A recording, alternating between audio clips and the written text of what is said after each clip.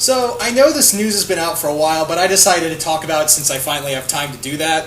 And I'm going to be talking about the announcement of something spinning out of the Spider-Verse comics. Yes, we are getting a Spider-Gwen ongoing. Now, there was a part of me, like, when they announced this whole Edge of Spider-Verse thing, I was kind of thinking in the back of my mind, yeah, they're plotting something, aren't they? Marvel's plotting something, aren't they?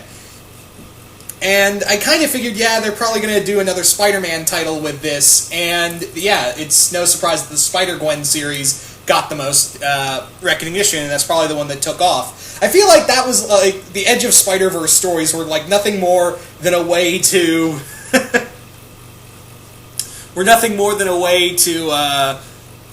pretty much do a series, and make them all like pilots to comic books. And I feel like the one that got the most hits was the Spider-Gwen series. Now, I think it's really cool that we're finally getting another Ultimate Universe comic that's been going... Because when's the last time we had that outside of Ultimate Universe? We had the Zombie Universe, we kind of had Age of Ultron, that was an event that no one wishes to talk about. The last real time we've had any ongoings around, and I guess the Noir universe, but that wasn't really an ongoing. The last time we had a universe series that wasn't the Ultimate Universe was really the one with Mayday Parker, the Marvel Comics 2 universe, or whatever the hell they called it. So I think this is a really cool comic because this really gets to expand on a lot of things in the Spider-Gwen universe. Because as we know, Peter is not alive in this universe. He was, in that universe, the Lizard, but died. And we also have, Daredevil, who works for the Kingpin in this universe, so Daredevil's evil. The big thing is, I really want to see what this universe is like. Is Nick Fury in charge of S.H.I.E.L.D.? Is it somebody else? Did Xavier put the X-Men together, or was it Magneto? Or, hell, even Sebastian Shaw? Is it the original 5 X-Men? And who are on the Avengers? Is Captain America still frozen under the ice? Did Tony Stark ever become Iron Man? Did Bruce Banner become the Hulk, or was it somebody else? Did other characters become these other things, or did they become good or evil? That's really cool that we're going to use this series to pretty much create a whole new universe of other characters. And I really do like the idea, and again, I really like the idea of having this version of Gwen Stacy as Spider-Man, and really playing with that, because again, I actually did not read the Spider-Gwen series, the Spider-Gwen comic from Edge of Spider-Verse, but what I have read of it, I did read a little bit of it online, and I really liked it.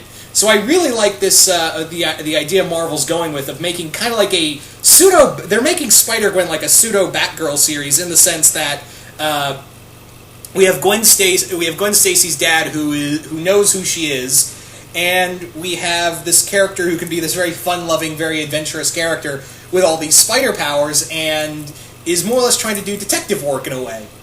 So I really do like how this universe is more or less, for the lack of a better word, being set up and how it's being put together.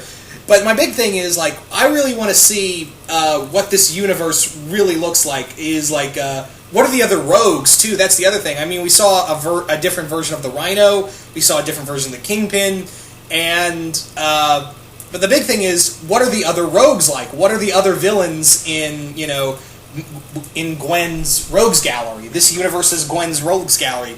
Does she have Dr. Octopus? Does she have Mysterio? Or does she have completely new characters, or characters that, kind of like with Peter Parker, who was that universe's Lizard? Yeah, he was the Lizard of that universe. And, are there other characters taking up mantles of other villains? For all we know, Norman Osborn could be Dr. Octopus, and Otto Octavius could be, an ally to Gwen Stacy. Or, hell, we could have, Adrian Toomes be Venom. The possibilities are more or less endless. Quentin Beck could be Carnage. Cletus Cassidy could be the director of, the head of the Ravencroft Asylum.